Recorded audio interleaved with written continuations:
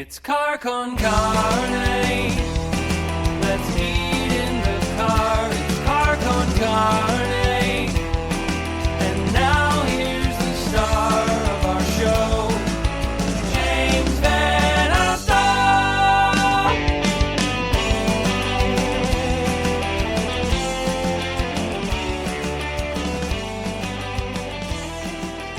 I'm James Van Alstyne. The show tonight brought to us by our friends at Siren Records. McHenry, I swear to God, one of the benefits to my wallet when we're on the other side of the pandemic is me not spending every dollar and every moment thinking about buying records. That said, when I'm doing it, there's no place better to do it than Siren Records McHenry, a location that has fueled my habit for the better part of the past 13 months. Check it out for yourself. Head on out there. Weather's changing in the Chicago and suburban area. Drive on out to McHenry. Go to Siren Records. Tell Bill and Jenny I say hi. And they'll treat you like family or something, or at least fellow music fans. So my guest tonight on Car Con Carne, he is an author. He's a journalist. He is Adam Bender, whose latest book, Utopia PR, is about a PR specialist managing various crises for a dystopian president. Adam Bender, good evening. Hey, how are you doing? I'm doing great. Let's just start with the book. First of all, I say something like managing crises for a dystopian president. Yeah. I think people's inclination would be to think, "Oh, is this about Donald Trump? Is this a take on the past 4 years of politics?" But this is not a partisan book. Mm-hmm. Yeah. I didn't want it to be a partisan book. It's, as a journalist, I've covered both Democratic and Republican administrations, and a lot of the stuff they do, pivoting from points or spinning bad stories in a good direction, kind of applies to everybody. And with this book, I kind of wanted it to show, this is something that can happen with any government, For sure. And this president has a throne room. I feel like we're heading in that direction at some point. The thing about great dystopian books, and this is a humorous dystopian book, the thing about great dystopian books is there are just enough threads of plausibility to make you think, yeah, we could be heading in that direction. Yeah. Like I could see where things could exacerbate and become what this is. And to that end, there's a lot in this book that makes me think, oh yeah, we see that now, all the way down to the way the job of handling PR is described. Here we go. People in power tend to suffer from one kind of mania or another. The job of a PR rep is to keep the powerful person from showing it. Yeah, that's true. That's not fiction. That's the reality of PR, yeah. Dystopia or not. Yeah. Well, while I did say that it applies to either side, I have to say that the last 5 years I've watched probably way too much CNN. Just trying to keep track of it all and seeing all these government officials go on and spokespeople go on. And it's just so amazing to see all the ways that they can, avoid questions altogether or, talk about what they want to be talking about. It starts as like a question about, aren't you endangering public safety? And then suddenly they're talking about jobs and, Yes. So, just totally ignoring the question. I see that, and I'm given hope for my own life and business, personal life. Yeah. Should we get another dog? Asked my daughter. Well, the thing about dogs is I love Scooby-Doo as a kid, and cartoons are great. We should watch more cartoons together. When was the last time we sat down and watched an animated show and just take it in a different direction? Oh man, you're good at this. Yeah. Big fan of spin. One of my favorite parts of this book, again, this is a dystopian humor book. You talk about the grand list of distractions. Yeah. Which it's like that secret weapon, the greatest PR tool. They're brought to life in this book. Some possibly written when they were a little drunk, but yeah, still excellent. Well, okay. My favorite one of the bunch. I mean, there's Fire the Vice President, Bacon Festival with free bacon, and hands down, I hope you know where this is going. My favorite one: require business people to wear hats like in the old days. Yes. That was one of my honest to God laugh out loud moments reading your book. Oh, great. Yeah, no, it's my that list. I think when I was writing that, I think I was on a train. I don't know why I remember that. I was just like, I had the idea they should have a list, and I literally just brainstormed a bunch of ideas. My wife was with me, and I asked her if she had any suggestions. I think the bacon one might be hers because she's a big Bacon fan. Sure. So I got to give her some credit on that one. But yeah, it was just, actually with this book, a lot of it, I should say that before this book, I wrote 3 dystopian books as well, but they were more on the serious horror of dystopia side of things. And then kind of as current events felt like they were sort of just catching up to my books, I kind of felt like, maybe I should have a little fun with this, next novel. And so that's kind of why I wanted to do a comedy. And a lot of the writing of it, I tried to just kind of go into it and just kind of have fun and, come up with stuff on the fly. Or sometimes I'll go back and read it and during the editing process and then just, here's a funny thing I can insert there too. So, yeah. It's funny you should say that about your first few books being dystopian books of the more traditional variety, and they became a little too close to reality. That's what the guy behind Black Mirror said about his show. Yeah. he just had to put the brakes on Black Mirror. Life's just getting a little too close to this. I just need to step away. There's nothing I can create that can be enough of a distraction at this point. I kind of feel that way about Black Mirror too. I really enjoyed it for a while, and then after a while, I was just like, "This is getting to be too much." So, right. But we all needed a good, lighthearted dystopian book, and I will say, if you're listening to this, if you're watching this, this is a quick read. This is not meant to labor over. This is something you can burn through in a night or two before you go to bed, which is what I did. Yeah, again, like I was just trying to have fun writing it, and wanted to write something quick. And I guess one of my biggest author influences is Kurt Vonnegut, and I always loved kind of how bitingly funny he can be with like so few words. Yep. Maybe a 3-word sentence, and and then also as a journalist, they trained me to write very short. So, but get the point across in as few words as possible. So, kind of those things combined, yeah. As we're talking about dystopian, as we're talking about Black Mirror and such, you cover technology and its regulation in your proverbial day job.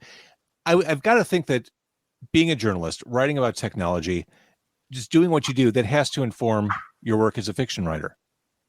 Yeah, definitely.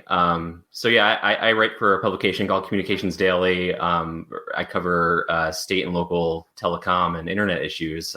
But I get into a lot of issues like privacy, which is kind of especially big now. A lot of states are looking at passing privacy laws. And then I've also covered, fair share of surveillance cases and stuff, kind of back when all the Patriot Act stuff was happening. If you remember all of that. So no, yeah, every day I'm writing stuff that kind of on topics that inform what I'm writing. In my last novel, I incorporated a lot of like augmented reality stuff and like wearable watches and stuff, things like that. But then also, so not just the subject, but I'm covering politics. So I kind of have gotten a feel for just how politicians talk about things and the phrases they use, as I said before, like bringing up jobs and win-win-win and things like that, where they can explain, they can boil down any complicated issue into this helps consumers in some way, or it hurts consumers, and I think a lot of that kind of talk and covering hearings kind of is just ingrained in my mind now, and I can just kind of write in that style. Well, the details and the quips come at a really quick clip in your book, which made me think of, there were moments when I thought, okay, dystopian West Wing, the way conversations bounce around. Your book made me, speaking of products and whatnot, your book made me rethink my relationship with milk. And you indirectly make the point, but we as a society, we have too many milks. Yeah, that's true. Well, one of my favorite parts of the book, not to like pat myself on the shoulder, I hate kind of doing that, but was the explanation for what actually happened. My wife read it, was reading it, and she asked me like, well, what's keeping these people from actually, or what makes them actually drink this milk, which basically makes them, is like an opiate and makes them is supposed to make them follow the government and everything. And then I just came up with this idea that, well, if the expiration date, I think, is very short, people are going to feel this panic about drinking it, you know, as quickly as possible. So, you know, it's like an easy explanation, and they're like, this is a satire. That's enough. That's all I need. So Yeah, I love that too. Going back to technology, you created your own social network for the book, Woozler. Yeah. Are we out of control with social media here in the real world? I feel out of control. As we're broadcasting on Facebook and YouTube simultaneously. I know we can't avoid it, right? I mean, but I do. I mean, there's just too many social services. You know, I mean, just personally, I'm talking about. I feel very overwhelmed by keeping track of all the different things, and I have to do it as a journalist and as an author. I have to try to figure out, you know, what to do. But I don't know. Did you see The Social Dilemma on Netflix? Oh yeah, yeah. That was pretty scary too. Well, and you were talking about privacy a couple minutes ago. Yeah. I mean, that genie is so far out of the bottle at this point. Like, yeah. We can't undo where we're at right now, can we? I don't know. I mean, it's a problem because it's like, it's convenient as well. You know, like they know less information about us, and then they use it to market us stuff we like, or, you know, or they use it. You know, Gmail, for example, is free. But it's not really free. I mean, it's you know, Google's as an advertising business, right? So, you know, putting all those ads in there and everything like that, it's, you know, they are making money in some way. And would people, you know, want to pay $100 a year for Gmail? You know, maybe some would, and others don't want to pay for that. So yeah, I know it's hard to get rid of, and all these gadgets we have, smartphones and watches and everything. They're really neat, you know. It's like, yeah, they're stealing my identity or whatever. You're not stealing my identity, but, you know, they're doing shady stuff possibly with my data. But it looks so cool, and, you know, my friends are jealous. So, right? Yeah. After the most recent Facebook password hack was announced within the past day or so, I went to that "Have I Been Owned" website, and I'm like, well, okay, I dodged the Facebook bullet, but there's the whole list of every other site that has previous passwords that I've used. And yeah, what do you do with that information? You find out you've been owned. What do you do then? Well, here we are. Yeah, I'll change my password. Yeah, I can live. Yes, I've been owned. Yeah, I can live with the Patreon hack, I guess, and, you know, a couple sites. Yeah. Well, I haven't been to that one for a while, but yeah, it's stunning how much stuff is out there. And you were talking about people contacting you on all these platforms. It is overwhelming. Yeah, all these social platforms. I had a friend the other day said, did you get that message I sent you on Instagram? Fuck no, I just caught up on email and Facebook and Twitter and my work email and oh my God. There's all the messaging apps too. You know, it's like I got like WhatsApp, Facebook Messenger, my regular text messaging, you know, all of this on one phone, and it's like I want to just like get down to one, but I can't, because some of my friends are, you know, are on Signal or whatever, and it's just Right. And then some people have the audacity to call. Yeah. What are you doing? I'm treading water here. What are you doing calling me? Stop it. How dare you? How dare you? Right. One of my favorite lines in the book, and this isn't really a question, just an observation. It happens early in the book. A great line about religion. My father is half Jewish, half Buddhist, while my mother is half Christian, 1/4 Muslim, and 1/4 Hindu. In what I consider a stroke of pure brilliance, I synthesized all these contradictions into a single belief system known as atheism. I love that. I think it set the tone for the character, and I thought it was a really clever kind of subversive statement. Yeah. Well, thank you. Yeah. I'm half Catholic and half Jewish, and they've kind of, I think, canceled each other out a bit, except I get the guilt from both religions. It's like matter and antimatter. They just kind of cancel each other out. Right. And the great thing about satire is a good work of satire takes apart things that we just see and experience every day. I got the sense reading this book that you're annoyed by the same stuff I am in real life. The characters go to a restaurant called Zand in the book, and it's one of these super pretentious restaurants where you choose colors rather than food items, because we've all seen that in the hipster parts of town where the menus are just so over the top and ludicrous and conceptual. It's just hard to drill down and just get a good sandwich. Yeah. Yeah, I had a lot of fun with elements like that in this, where I couldn't do that in a serious dystopian book. No. But in a funny one, I able to focus more on these kind of absurd things, and also just stuff you do see in sci-fi novels, like weird food substitutes and things like that. But yeah, I mean, I think actually I found it pretty easy kind of going into the satire from a dystopian book. I think there's kind of some parallels between them because, in both cases, you're doing this exaggeration of government and kind of where things are going. But, with dystopia, you have the horror, whereas satire, as I said, you can focus on these kind of more absurd things. So, yeah, it was kind of, I felt like a lot of freedom actually writing a comedic book, Oh, for sure. So by the same token that I was thinking we were annoyed by the same things in real life, I also thought that, hey, Adam and I like the same things too. You reference both Batman and Spider-Man in this book. Oh, yeah. Are you a comic nerd? I'm a big comic nerd. Yes. I mean, right before we signed on, right before we started doing this interview, I was doing research trying to go through all the different theories about who the power broker is on the Falcon and Winter Soldier. Oh, yeah. I love that stuff. Did you figure it out? Yeah. I know. I've really been into these Marvel shows on Disney Plus lately. WandaVision I thought was really good, actually. Loved it. And that's, I liked how that kind of dabbled in this absurd and the comedy and stuff, which I thought was like really, really interesting. The Winter Soldier show is good as well. I don't feel like it's quite as good as WandaVision yet, but I'm hoping it gets there. Maybe just because it's more straightforward, like they threw us this curveball with WandaVision. Yeah, you didn't know where it was going. Yeah, you kind of have an idea of where Winter Soldier might end up. But I do love the idea of these shows because they were like focusing on these kind of secondary characters from the movies that just like never really get fleshed out, or and they're like great actors that they've cast in these parts. And like finally we're getting to kind of explore in some more depth, who these people are. Do you remember the first comic book you ever bought? First comic book I ever bought. I think it was a Superman book. I think it had like Metallo on the cover, and he was really big. It was like a 90s Superman book. So he probably had long hair. Yeah, no, it was pre-long hair, but like not far before. It was before he got killed by Doomsday, like maybe a year or so, I think is what I remember.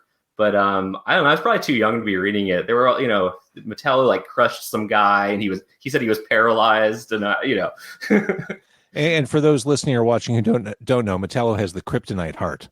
Yeah. Which really, if you're looking for someone to go up against Superman, that's really your guy. Yeah. But for some reason in this book, I remember he was gigantic. And I don't know why. It's one of those things where you pick up the comic and realize it's like part 3. And you haven't read the first 2 parts, but I'll just go with it, And yet it was easier then to pick up a comic like that. Now you're picking up a comic. It's part 3 of a multi-series crossover, and you don't know where it starts. And then all the books have renumbered with number 1s, and there are different volumes, and it's hard to. I sound like an old man right now, but I find it overwhelming to dig into stuff now. Yeah, it's really hard. I mean, the good thing is they like restart everything every few years because they realize everyone's gotten completely lost. So that helps a bit. But actually now I'm starting to get more into kind of these creator-owned books that, some of these writers like Ed Brubaker and Matt Fraction and, all these good guys have slightly more adult, like noir books and things like that. And they're a little bit easier to get in, Yeah. All right. So going back to Utopia PR and the books you've written before, one of my favorite genres, before I even was aware of what the word was, has always been dystopian fiction. Mm-hmm. I mean, dating back to when I was a kid, and my dad took me to see Escape from New York in the theater. I've always been fascinated. What is it about dystopias or dystopian fiction that makes you want to create in that space? I find it just a really great way to kind of look at current events, actually, and just current societal issues that we're facing. It as fiction, I think it's more accessible than just like talking politics with someone. A lot of people like don't talk politics with me and that kind of thing. But it's this great way. You have this metaphor that you can really reach people in a kind of a different way. And so, yeah, I don't know. I just always found that fascinating. You can, by kind of taking this issue and just kind of extending it out to its the worst it could possibly get. It really kind of it exposes those things. And there's just so many cool ways you can do it. You can do it with all kinds of issues. Like, surveillance is like the easiest one to think of because 1984, obviously. And my first book, We the Watched, kind of goes into those issues. But then you have other books like The Handmaid's Tale, which is really talking about, women's issues, gender issues, and just doing it in such a unique way. Well, one of the hardest books I've ever read. Yeah. And that show is really tough to watch. Yeah, that's not something you binge. No. You're grateful that you have to wait a week for the next episode. Yeah. And so I'm always excited to read a new dystopian book that's taking on a new issue like that. I actually read a book, which maybe is more horror genre, but I think it's kind of dystopian. It's called Lakewood by Megan Giddings. And that its topic is medical experimentation, but it tackles race issues and how, kind of the history of that medical experiments over the years. And, it's just really like a unique new take by kind of a different voice. So, yeah. So if people want to read Utopia PR, they can pull it up on Kindle right now on Amazon. They can order it. It's out there and it's a fun read. And it's a lot of it, as we talked about tonight, will seem familiar enough in this dystopian world. Right. So really nice job on the book. I'm glad we got the chance to talk. Yeah. Thank you so much. Yeah, and all the store links are on my website for the book, utopiapr.info. So go there and check it out. All right. You are Adam Bender. Stay right on the line. We're going to stop the broadcast here.